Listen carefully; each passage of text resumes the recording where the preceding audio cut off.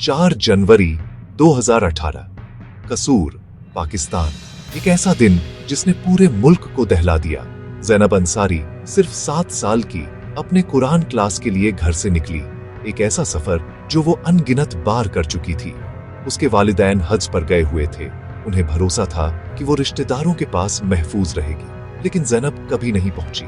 वो बिना किसी निशान के गायब हो गई। उसके खानदान और मोहल्ले में दहशत फैल गई। दिन गुजरते गए, लेकिन कोई जवाब नहीं मिला। पुलिस का रिस्पॉन्स धीमा था, उम्मीद कम होती गई और डर बढ़ता गया। 9 जनवरी को एक शहरी को ज़ैनब की लाश एक कूड़े के ढेर में मिली। उस पर हमला किया गया था और उसे मार दिया गया था।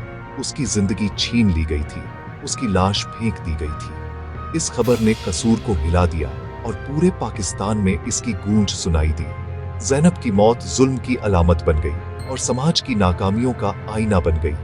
मोहल्ले की खामोशी गुस्से में बदल गई। इस हादसे ने कसूर के दिल में पल रही एक अंधेरी सच्चाई को उजागर किया।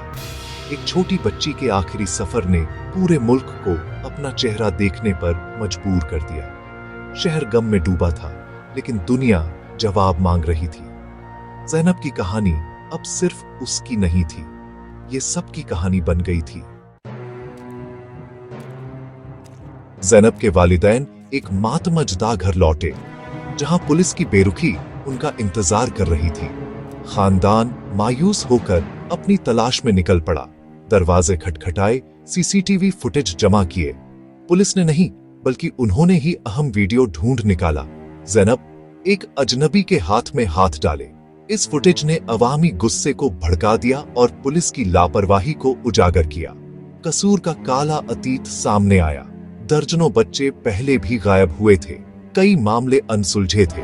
अधिकारियों ने कड़ियों को जोड़ने में नाकाम रहे, जिससे एक शिकारी आजाद घूमता रहा। सिस्टम पर मोहल्ले का भरोसा टूट गया। ज़ैनब का मामला एक ब्रेकिंग पॉइंट था, जिसने एक कौमी हिसाब किताब के लिए मजबूर किया। लोगों ने इंसाफ का मुतालबा किया और दुनिया देख रही थी। सिस्टम की नाकामी नाकाबिले इनकार थी। जबरदस्त दबाव में पुलिस ने बड़े पैमाने पर तलाश शुरू की। डीएनए सबूत इमरान अली तक पहुंचे, एक पड़ोसी जो सबके सामने छिपा हुआ था। उसका डीएनए ज़ैनब के मामले और कई दूसरे मामलों से मैच कर गया। इमरान ने ज़ैनब और दूसरे बच्चों को अगवा करने, उन पर हमला करने और कत्ल करने का इकरार कर लिया। मोहल्ला हैरान था। हैवान उन्हीं में से एक था। भरोसा टूट गया। मासूमियत की जगह डर ने ले ली। गिरफ्तारी से राहत मिली, लेकिन एक खौफनाक हकीकत का भी एहसास हुआ। बुराई एक जाने पहचाने चेहरे में थी और शहर कभी पहले जैसा नहीं रहेगा। तहकीकात की जीत कड़वी थी, कसूर के जख्म गहरे थे। ज़ैनब के कत्ल ने मुल्क भर में एहतेजाज और आलमी गुस्से को भड़का दिया। #चार्ली जस्टिस फॉर ज़ैनब दुनिया भर में ट्रेंड करने लगा और बच्चों के साथ ज्यादती के खिलाफ आवाजें एक हुईं। अवाम ने पुलिस और हुकूमत से जवाबदेही का मुतालबा किया। इमरान अली का मुकदमा जल्दी चला। सबूत ओवरवेलमिंग थे। उसे मुजरिम करार दिया गया और मौत की सजा सुनाई गई। ज़ैनब के खानदान को कुछ हद तक तसल्ली मिली, लेकिन दर्द बरकरार रहा। उनकी अवामी फांसी की मांग ने कौम के गुस्से को जाहिर किया।